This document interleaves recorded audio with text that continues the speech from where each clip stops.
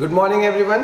Next topic in complex number is Argand's plane और complex plane. ठीक है, एकदम चिल रहे भाई, इसी लगता बाप रे कितने बड़े बड़े नाम ले रहे, एकदमच फालतू है, काहीच नाही करायचं है. So if I say a complex number z is equals to 1 plus 2y, z is equals to 1 plus 2y, this is a complex number. ठीक है, z is equals to 1 plus 2y, इसको complex plane में Argand's diagram में mark कर रहा है अपने को. ठीक है, तो काहीच नाही, complex plane is nothing but it's just simple X axis and Y axis. X axis and Y axis, ये अपनी एक्स एक्सिस, ये अपनी वाई एक्सिस. इधर अगर मैंने बोला कि 0 है, फिर ये 1 2 3 4, इधर भी क्या आएगा तुम्हारा 1 2 3 4, इधर -1 -2 -3 -4. सिंपल ये जो अपन बनाते -1 -2 -3 and -4. This is how you draw basic your plane, any plane. So plane consists of x-axis and y-axis. Plane क्या consist करता है? x-axis and y-axis. अब जब मैं बोलूंगा कि कोई भी कॉम्प्लेक्स नंबर को प्लेन में रिप्रेजेंट करना है तो कैसे नहीं करायचं? पहले लेना 1, तो इसका ये कैसे होगा 1,2. संपलं, इतना ही है. अब 1,2 तो तुम बचपन से मार्क करते आ रहे. एक्स एक्सिस पे 1 ढूंढा, फिर वाई एक्सिस पे 2 ढूंढा, ढूंढ लिया, तो यहाँ पे आ गया. सो ये जो पॉइंट है तुम्हारा 1,2, that is your z 1 plus 2y. Easy, logically clear है क्या हुआ? अब मैंने बोला z is equals to 2 minus 3i for example. ठीक है, 2, तो एक्स एक्सिस पे पॉइंट क्या रहता है 2, -3. तो एक्स एक्सिस पे 2 ढूंढना, वाई एक्सिस पे -3, ये आ गया पॉइंट. This is your 2, -3. और कुछ इजी वाला और ले लेते भाई. z is equals to example 6 लेने हैं तो -1 -5 है. ठीक है, -1 -5 है, मतलब x एक्सिस पे -1, यहाँ पे -5, तो यहाँ पे कहीं तो भी पॉइंट आ जाएगा. पर तुमको लॉजिक समझा मी काय म्हणतोय की complex number is nothing but point. Complex number is nothing but a point in a Argand's diagram or a complex plane. Usually ये नाम ज़्यादा यूज होता है जेई में, बट ठीक है ये भी नाम है. सो डिपेंड करता है कि कौन ये कर रहा है. अब this is a complex plane और Argand's diagram. अगर मैंने बोला एक पॉइंट को मार्क करो, या इफ आई से 3, -4 म्हटलं, फॉर एग्जाम्पल इफ आई से 3, -4, तो उसका complex number will be 3 -4i. Complex number क्या आएगा 3 -4i. सो x जो रहता है वो रियल पार्ट रहता है, y जो रहता है वो इमेजिनरी पार्ट रहता है. दैट्स इट, उल्टा नहीं कर सकते उसको. ठीक है, ये डाउट आता है मेरे को पता है. सो x is your real part and y is your imaginary part, and this is the concept of ये आता. सो अगर तुमको ट्रिग्नोमेट्री याद होगा तो ट्रिग्नोमेट्री मध्ये आपण उड़ता पंजाब ट्रायंगल काढला होता. ओके, ट्रिग्नोमेट्री में उड़ता पंजाब ट्रायंगल निकाला था. नहीं भी पता होगा नए लोग जो भी है तो कुछ नहीं. So whole trigonometry is defined by, या तो पूरा का पूरा circle is defined by a complex number. कैसे? लॉजिक सुन लो, मैं यहीं पे एक्सप्लेन कर रहा हूँ, फिर मॉड्यूलस और आर्ग्यूमेंट पे जाएंगे अपन. ये देखो, ओके. सो कॉम्प्लेक्स नंबर घेतला x, y, इथे कुठेतरी z है, x, y for a random ये. तो कॉम्प्लेक्स नंबर क्या हुआ तुम्हारा x plus yi. Complex number क्या हुआ तुम्हारा x plus yi. Okay, now this is a complex number p या point p. If I draw a line to the origin, बराबर है, ये p हो गया या ये m हो गया. So this is your basically उड़ता पंजाब ट्रायंगल, OPM ट्रिग्नोमेट्री का, राइट. अब ये भी यहां से मैंने गोल घुमाया. Okay, so technically OP is always your radius, बराबर है. अब ये अगर कॉम्प्लेक्स नंबर हो गया तो ये तुम्हारा x हो गया OM, ये एनी पॉइंट भी रहा तो भी चलता, और ये y हो गया, और ये तुम्हारा क्या हो गया R. ओके, ये डायग्राम सबको ध्यान में, बेसिक डायग्राम है. ठीक है, नहीं भी तुमको उड़ता पंजाब ट्रायंगल पता होगा तो ये बेसिक डायग्राम है. अगर ये x, y है तो ये x हो जाता, ये y होता, और ये उसका रेडियस है सर्कल का. As per Pythagoras theorem r² is equals to x² plus y², बराबर, x² प्लस y². अब there is a concept called modulus of complex number. इसको क्या बोला जाता है? Modulus of complex number. Modulus of complex number साथ में ही लिखते जाना है तुमको. Modulus of complex number. Okay, modulus of complex number. So अगर मॉड्यूलस ऑफ कॉम्प्लेक्स नंबर है तो z is equals to x plus I Y if considered the mod of z. Modulus म्हटलं ना, तो mod of z is basically under root of x square plus Y square. Under root of x square plus Y square. अब तुम बोलोगे sir ये फालतूपना क्या किया तुमने और वहां पे फालतूपना क्या किया? नहीं, दो both are same.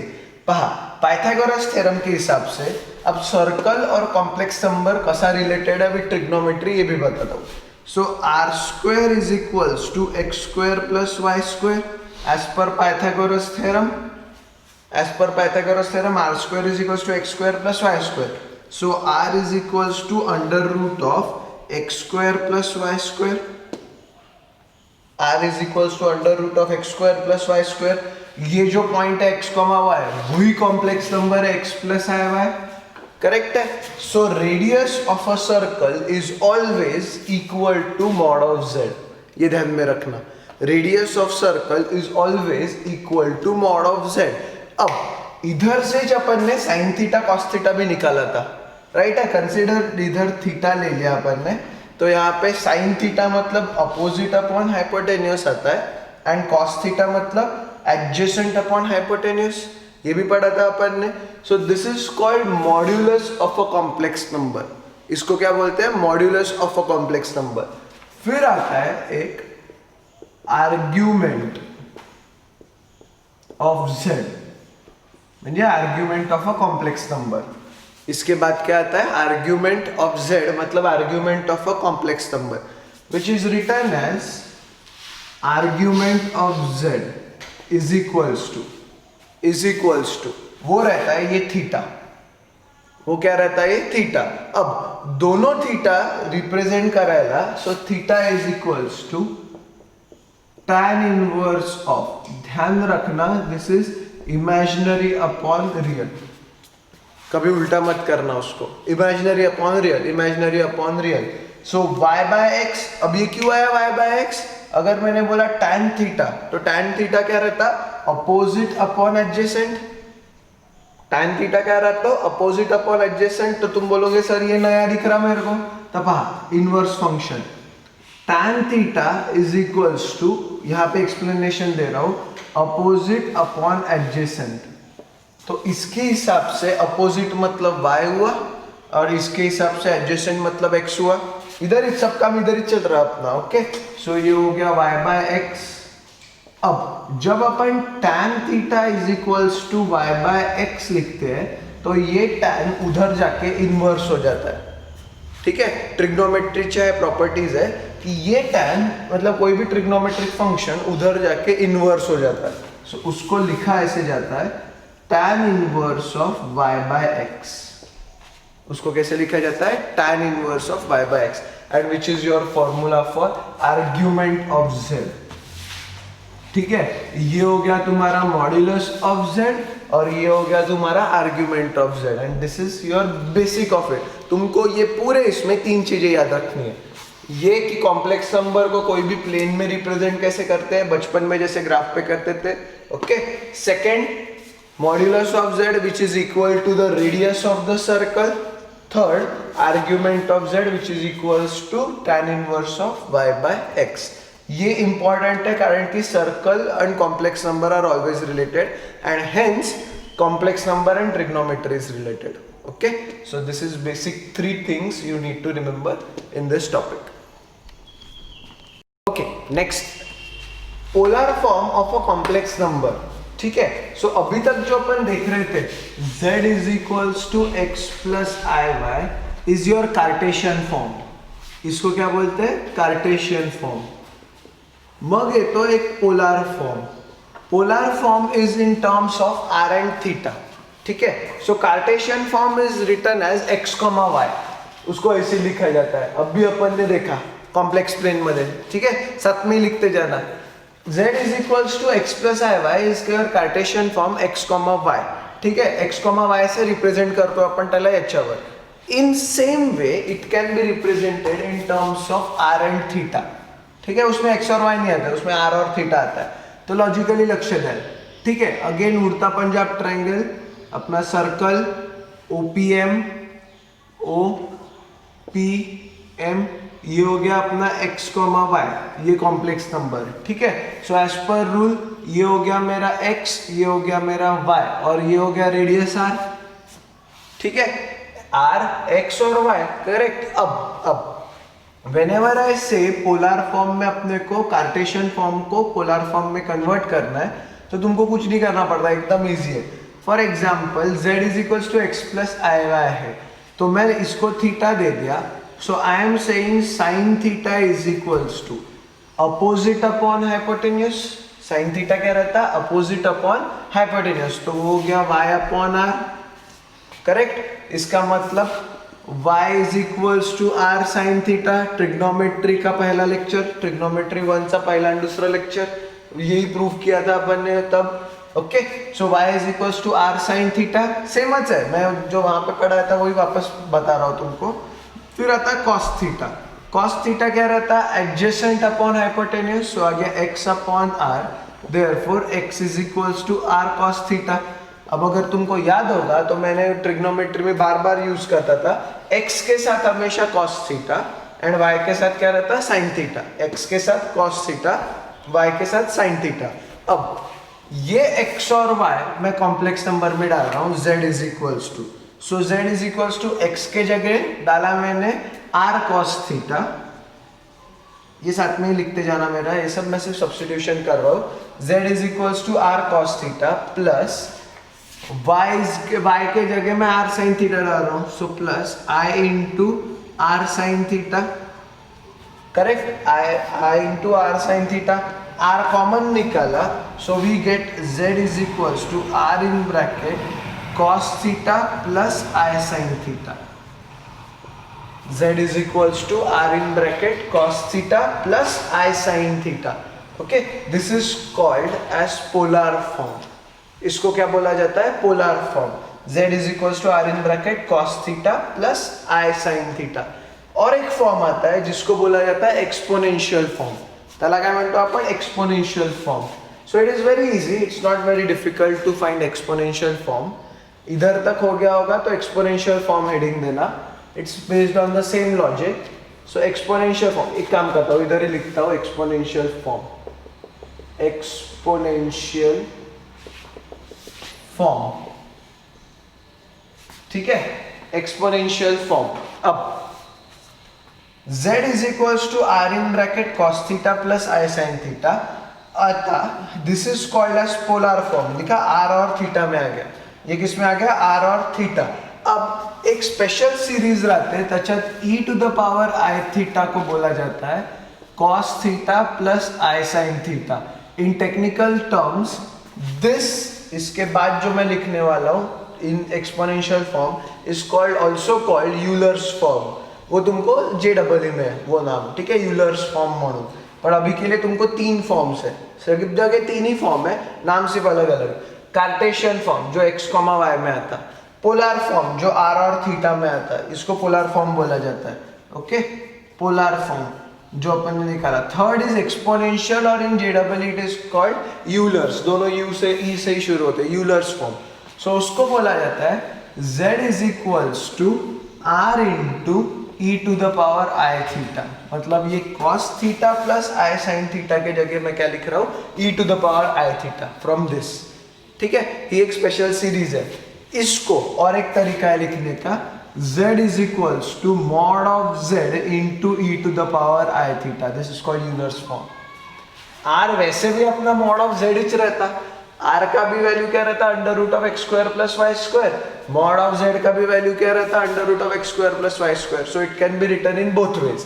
z is equals to mod of z into e to the power i theta. This is basically your Euler's form, ठीक है. JEE में नाम है वो, अभी नहीं, अभी तो तुमको एक्सपोनेंशियल फॉर्म इच नाम लिया उन्होंने. सो एग्जाम्पल देखेंगे इसके ऊपर. एग्जाम्पल पहले बेसिक मॉड्यूलस और एम्पलीट्यूड किंवा आर्ग्युमेंट म्हणतात त्याला, सो वो देख लेते हैं. Okay, example find modulus, question साथ में लिखते जाना. फाइंड मॉड्यूलस एंड एम्पलीट्यूड, इसका और एक नाम, ठीक है. एम्पलीट्यूड मतलब ही आर्ग्युमेंट बोलते आपण. एम्पलीट्यूड म्हणजेच आर्ग्युमेंट असतं. दोनों सेम ही है और कुछ अलग नहीं कर रहे. अगर एम्पलीट्यूड बोला तो A M T of z लिखते हैं, आर्ग्यूमेंट बोला तो ए आर जी. दोनों सेम ही है, कुछ भी अलग नहीं कर रहा, सिर्फ नाम दो उसका. एक नाम है एम्पलीट्यूड, एक नाम है argument. If z is equals to 1+3 है, if z is equals to 1+3 है, सो मॉड्यूलस का फॉर्मूला क्या है तुमचा? सिंपल मॉड्यूलस का formula, modulus is basically mod of z is equals to under root of x square plus Y square. ये ध्यान में रखना है तुमको, ठीक है. Mod of z is equals to under root of x square plus Y square. अब इधर x मतलब अगर इसको कंपेयर किया तो x इज इक्वल्स टू 1 है and y is equals to 3 है, बराबर. x is equals to 1 and y is equals to 3 है. So therefore mod of z will be under root of x square plus Y square के हिसाब से under root of 1 square plus 3 square, that is equals to 9 + 1 √10. That is equals to 9 + 1 is √10. अब वही logic अगर मैंने यहाँ पे लगाया तो यहाँ पे आता आर्ग्युमेंट, त्याला म्हणतात एम्पलीट्यूड ऑफ z ऑल्सो, या तो आर्ग्युमेंट ऑफ z भी बोलते हैं उसको. दोनों नाम सेम ही है, काम एकच करतोय तो नाम अपने अलग अलग दिए उन्होंने. Amplitude of z, argument of z is theta, that is equals to tan inverse of y/x. गलती से भी उसको उल्टा करना मत. It will always be imaginary upon adjust, imaginary upon real, imaginary upon real. In case नहीं ये सब नहीं याद रहा तो ये याद रखना, tan थीटा क्या रहता? अपोजिट अपॉन एडजेसेंट, इसलिए y/x होता. tan थीटा क्या रहता? अपोजिट अपॉन एडजेसेंट, इसलिए y/x. सो आंसर क्या येणार याचा? इधर लिख रहा हूं मैं, amplitude of z is equals to tan inverse of y क्या है अपना 3/1. tan इनवर्स की कौन सी वैल्यू 3 रहती है क्या पता है क्या अपने को? एक्चुअल आंसर पता है क्या? नहीं. tan इनवर्स ऑफ 3, तो that's it, that's your answer. ठीक है, tan इनवर्स ऑफ 3 है तुम्हारा आंसर हो जाएगा. नेक्स्ट एग्जाम्पल फिर से इतना ही शॉर्ट है. आता find the modulus and argument. Find the modulus and argument of z is equals to -7 + 24i.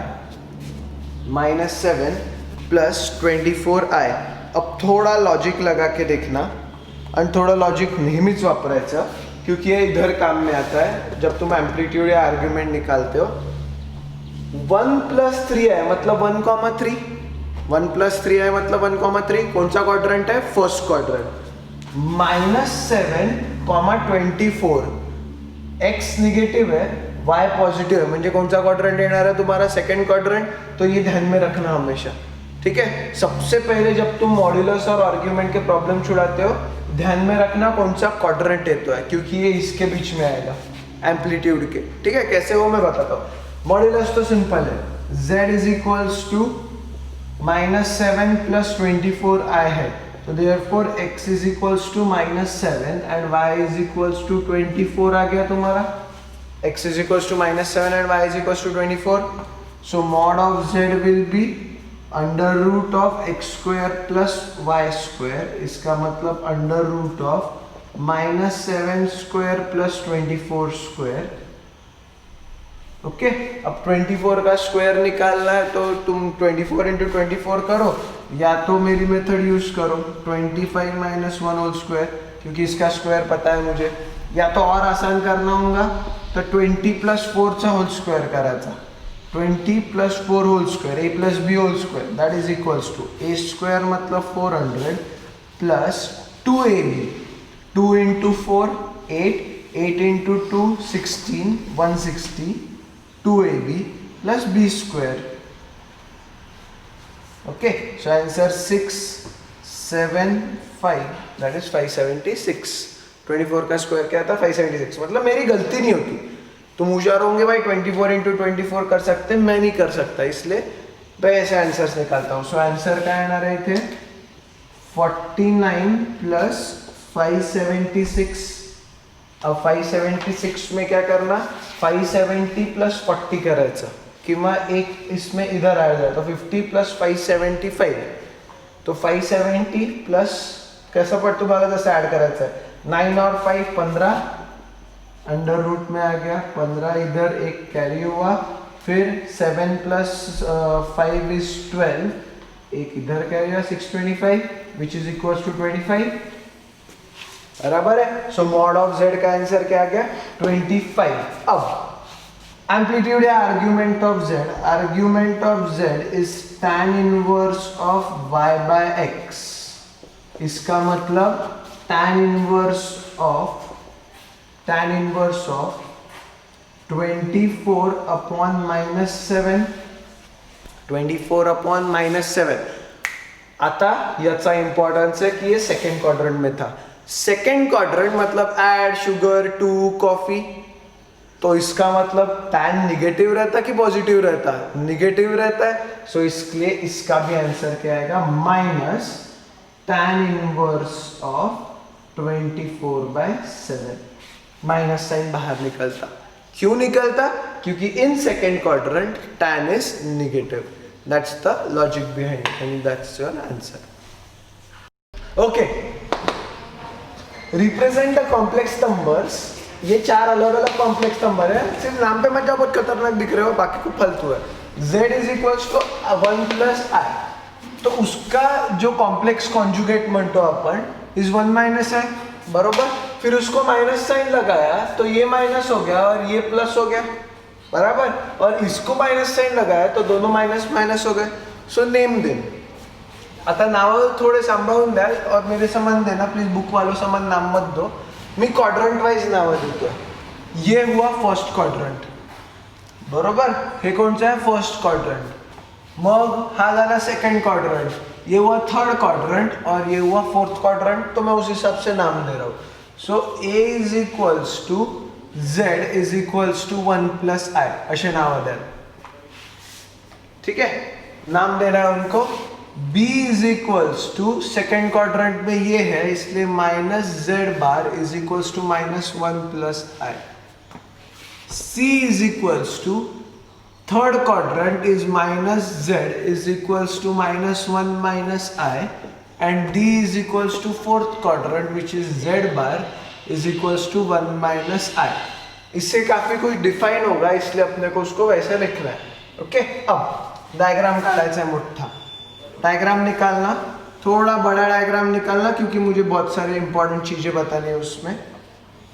Diagram कैसा काढा? इधर 0 1 2 3 4, 4 तक तो जा ही सकते भाई अपन.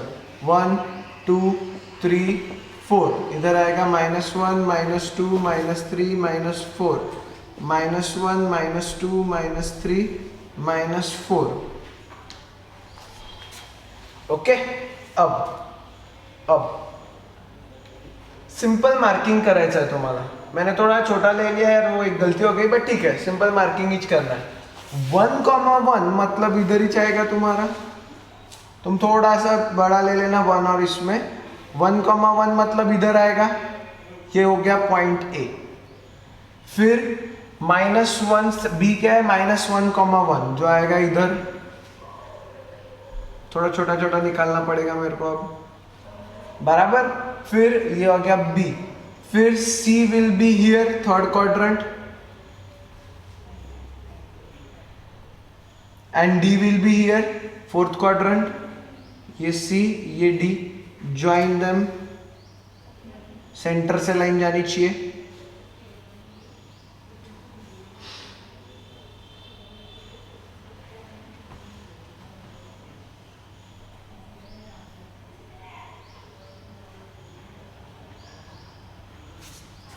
ये हुआ तुम्हारा डायग्राम. आता पहा, ठीक है. यहाँ पे तो पॉइंट्स है, ये तो उसके पॉइंट्स है. इसको तुम बिंदास त्याला एक्सटेंड करू शकता, एक्सटेंड करके भी रखो क्योंकि मुझे काम है उसका. This is an infinite line, मैंने सिर्फ उतना ज्वाइन करके रखा है. Okay, very very important diagram.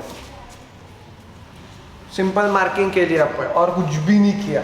Point होता 1,1 -1, मतलब -1,1 -1 -1 1 -1. सो सिंपल पॉइंट मार्किंग केला आहे मी as per the Argand's diagram और कॉम्प्लेक्स प्लेन. तो पहला हो गया. And hence find their arguments, and hence find their arguments. अब लॉजिक सुन लो. पहिल्या क्वाड्रंट मध्ये 1,1 आहे, ठीक आहे. तो पहिल्या क्वाड्रंटचं मी तुम्हाला सिंपल सांगून देतो. So it will be argument of z. पहिला क्वाड्रंट आर्ग्युमेंट ऑफ झेड म्हणजे एचं argument of z will be tan inverse of 1/1. Y भी 1 है, एक्स भी 1 है, करेक्ट. tan inverse of 1/1. इधर तक लॉजिक क्लियर है, काहीच हे नहीं है. सो tan inverse of 1/1 is technically tan inverse of 1, and for which value of tan it is 1. तो tan 45 डिग्री. और रट्टा मारा हुआ टेबल अपन ने 10वीं में अभी भी पढ़ा अपन ने ट्रिग्नोमेट्री 1 and 2 मध्ये. tan 45 is 1, therefore tan inverse of 1 is pi by 4, which is in terms of radians. Always we are going to write in terms of radians only because आपल्याला त्याची गरज आहे. एंड डिग्रीज में अपन कम use करेंगे. सो 45 degree मतलब पाई by 4 radiance. 45 degree मतलब पाई by 4 radiance unit है. आता ये तो हुआ भाई फर्स्ट क्वाड्रेंट का काम, ठीक है. वहाँ पे 45 डिग्री आ गया, यहाँ पे समझा 45 डिग्री है. अब जब मैंने बोला कि ये जो बी है उसका भी निकालना है तो डोकं लावाल, थोड़ा सा डोकं लावाल, ठीक है. Whenever we calculate angles we always calculate with respect to positive x axis. So इसका जो आएगा वो ऐसा आएगा, म्हणजे हा पूर्ण येणार. ये 45 डिग्री होगा ये, पर ये यहाँ से अपन कैलकुलेट करते हैं. Always calculate with positive x axis. तो इसका भी एंगल असा येणार आहे विथ पॉजिटिव एक्स एक्सिस, आणि याचा पण एंगल काय येणार आहे, इतना बड़ा एंगल आने वाला. तो असे एंगल्स येतील, ठीक है. सो ये मिला अपने को 45 डिग्री. अभी यहाँ पे लिख रहा हूँ कम जगह इसलिए पाई बाय 4 नहीं लिख रहा. तो हा जो है इधर से इधर का वो 45 डिग्री है. तो अगर मेरे को ये पूरा एंगल निकालना है तो I will do 180 degree minus 45, ठीक है. लॉजिक क्लियर है. इधर क्या हुआ मेरा, ये 45 है, इधर ये 45 है, इधर ये और ये 45 है, मतलब 45 तो वैसे भी आधा आधा हो रहा. तो सिंस ये 45 है तो 180 में से अगर मैंने 45 माइनस कर दिया तो मुझे ये मिला which is 135 degree. So argument of B point का है तुमचा -z'. बी पॉइंट का is tan inverse of 1/-1 that is equals to tan inverse of -1. अब ध्यान देना, ठीक है. आता लक्ष्य रहेगा कारण कि इसमें 2-3 चीजें, इसमें ट्रिग्नोमेट्री के भी कुछ कॉन्सेप्ट क्लियर करना. अगर ये पाई बाय 4 है तो ये 2 पाई बाय 4 होता है, मीन्स पाई बाय 2, ठीक है. लक्ष्य रहेगा. मैं फिर पूरा घूमने वाला हूँ सर्कल. अगेन ये पाई बाय 4 है छोटा सा, ये यहाँ तक पहुंचा तो वो 2 पाई बाय 4 हो गया, मतलब टेक्निकली पाई बाय 2 मतलब 90 डिग्री. यहाँ तक पहुंचा तो 3 पाई बाय 4 हो गया, यहाँ तक पहुंचा तो 4 पाई बाय 4 हो गया, मतलब पाई. अगर तुमको थोड़ा थोड़ा याद होगा तो ये क्या हो गया हमारा 180 degree pi, which is called as 4. अगर डाउट है जो लोग नए हैं, so pi radians is equals to 180 degree रहता, ठीक है. तो पाई बाय 4 बोला मतलब 180 बाय 4 किया तो 45 डिग्रीच होता. आता इथे है अपन.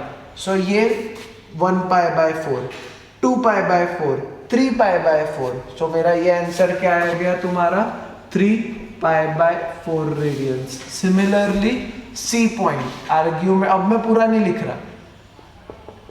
tan इनवर्स ऑफ -1/-1, तो ये तो tan इनवर्स ऑफ 1 ही हो गया.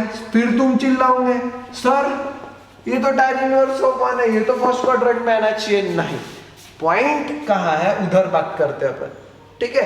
उधर आंसर tan इनवर्स ऑफ 1 आया तभी भी चलता। तुम चिल्लाओगे सर tan इनवर्स ऑफ 1 तो 45 डिग्री रहता, तो मैं ऐसी इधर क्यों ले रहा हूँ उसको?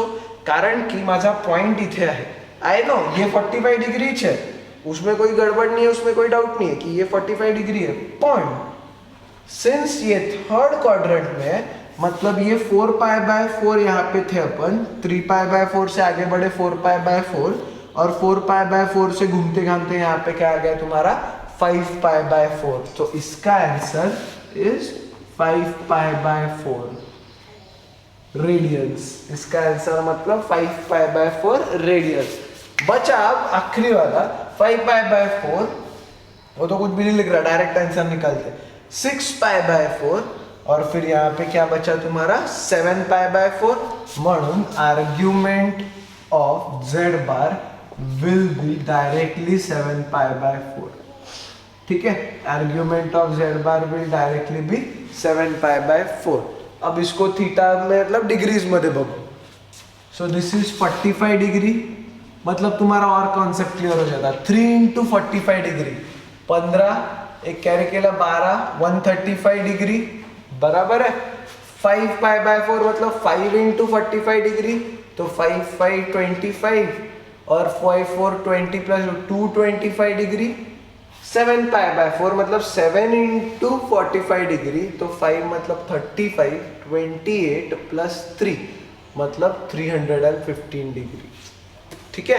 So degree wise point 45 degree मतलब पहला क्वाड्रेंट, फिर 90 to 180 मतलब सेकंड क्वाड्रेंट, तो 135 डिग्री बरोबर सेकंड क्वाड्रेंट मध्ये। थर्ड क्वाड्रेंट रहता अपना 180 डिग्री से 270 डिग्री, मतलब 225 डिग्री बराबर अपना थर्ड क्वाड्रेंट में। फोर्थ क्वाड्रेंट 270 to 360 मतलब 315 बराबर फोर्थ क्वाड्रेंट में। और ऐसा करून हा टेक्निकल पार्ट क्लियर होतो। ये टेक्निकल पार्ट थोड़ा सा इंपॉर्टेंट है आगे के प्रॉब्लम्स के लिए, एंड दैट्स योर आंसर।